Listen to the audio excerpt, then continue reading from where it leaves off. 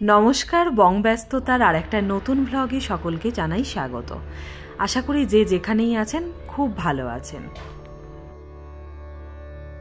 আজকে যে ব্লগটা শেয়ার করছি সেটা হচ্ছে জগন্নাথ দেবের স্নানযাত্রার দিনে আমি আমার বাড়িতে জগন্নাথ, বলরাম, সুভদ্রা এবং লক্ষ্মীনারায়ণকে আমি প্রতিষ্ঠা করি। আমার অনেক দিনের ইচ্ছা ছিল আমি লক্ষ্মীনারায়ণ বাড়িতে প্রতিষ্ঠা করব। আর জগন্নাথ, বলরাম, সুভদ্রাটা আমার শাশুড়ি মা পুরী থেকে আমাকে এনে দিয়েছিলেন। আর তখনই আমাদের ঠিক হয় যে জগন্নাথের স্নানযাত্রার দিনে আমি এনাদেরকে প্রতিষ্ঠা করব।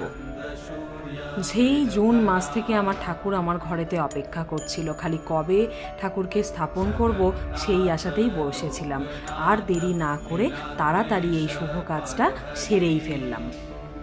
আর এই প্রথম আমি ঠাকুরের সমস্ত কাজ নিজে হাতে একার হাতে করেছি আমি। এর আগে আমি কোনোদিনও নাড়ু পর্যন্ত করিনি। মা হয়তো নাড়ুটা কখনো করতো, শখের বসে বসে ওই আর কি নাড়ুটা পাকাতাম। কিন্তু এইবারে নিজের হাতে যে করে কী শান্তি পেয়েছি মনে, সেটা বলে বোঝানো যাবে না। ভোর উঠে পড়েছিলাম, উঠে সমস্ত কিছু সবজি কেটে, বেশি কিছু যদিও করতে পারিনি, একটু অল্প করে খিচুড়ি করেছিলাম, আর আলু ভাজা, পটল ভাজা, বেগুন ভাজা করেছিলাম, আর একটু পোস্ত, চারমগজ, কাজু বাটা এইসব দিয়ে একটু আলুর দম করেছিলাম শুকনো শুকনো করে। প্রথম থেকেই একে একে ভাবনা চিন্তা করা আর সেই ভাবনা চিন্তাকে আবার বদলানো।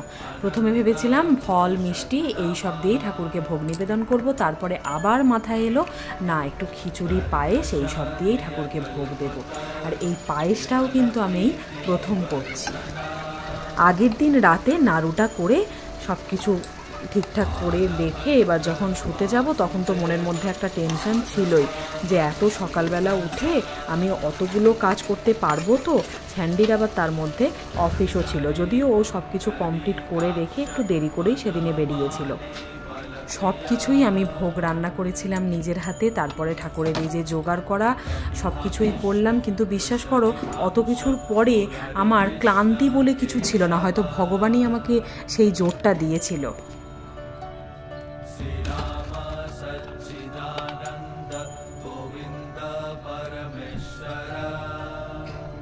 চলুন এবার জগন্নাথের স্নানযাত্রার দিনে আসল কাজটাই করানো যাক, স্নান করানো। জগন্নাথ, বলরাম, সুভদ্রাকে স্নান করিয়ে একটা নতুন কাপড় দিয়ে মুছিয়ে একে একে রেখে দিচ্ছে।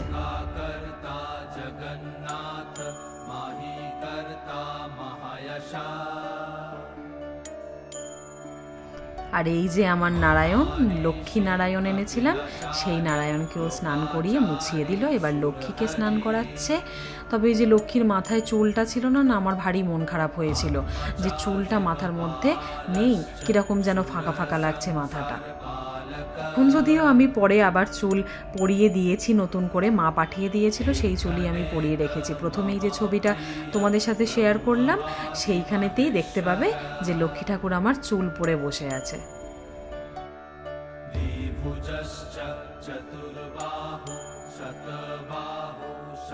মা লক্ষ্মীকে এবার আমি শাড়িটা পরিয়ে দিলাম। এত তাড়াহুড়ো করে আসা হয়েছিল যে সমস্ত কিছু জোগাড় করে নিয়ে আসতে পারিনি, তাই এই শাড়িটা এসেই আমি এখানেতে বানিয়ে একটা পাড় ছিল, ওই পাড়টাকে দিয়ে সেলাই করে ওটাকে ঠাকুরকে আমি পরিয়েছিলাম।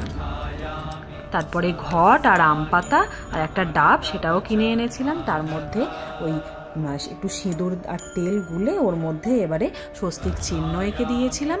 তারপরে এবার স্যান্ডি সব পুজোটা করছে, তোমরা বুঝতেই পারছো। সিঁদুর পরিয়ে দিচ্ছে, ফুল দিচ্ছে, এই যে ঠাকুরকে ভোগ নিবেদনও করা হয়ে গেছে, সবটা আমাদের কমপ্লিট হয়ে গেছে।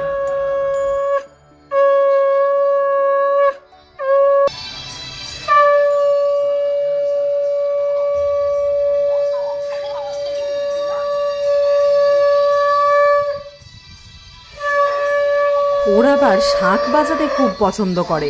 ওই যে আমি শাঁখটা বাজিয়েছি, এবারে দে আমিও শাঁখ বাজাবো। এবারে ও দেখো ওই 3বার করে এবার শাঁখ বাজাচ্ছে। পুজোর কাজ আমার খুব সুন্দরভাবে সম্পন্ন হয়েছিল। চলুন এবার আপনাদেরকে পুরো ছবিটা একবার দেখিয়ে দিই। কি সুন্দর লাগছে না আমার ঠাকুরগুলো, ফুলের সাজ সেজে সবাই কি সুন্দর বসে আছে, দেখে যেন মনটা জড়িয়ে যাচ্ছে। চলুন এইবারে আজকের মতন এই ভ্লগটা এখানেই শেষ করলাম। দেখা হচ্ছে খুব তাড়াতাড়ি নতুন আর একটা ভ্লগে। যে যেখানেই থাকবেন খুব ভালো থাকবেন।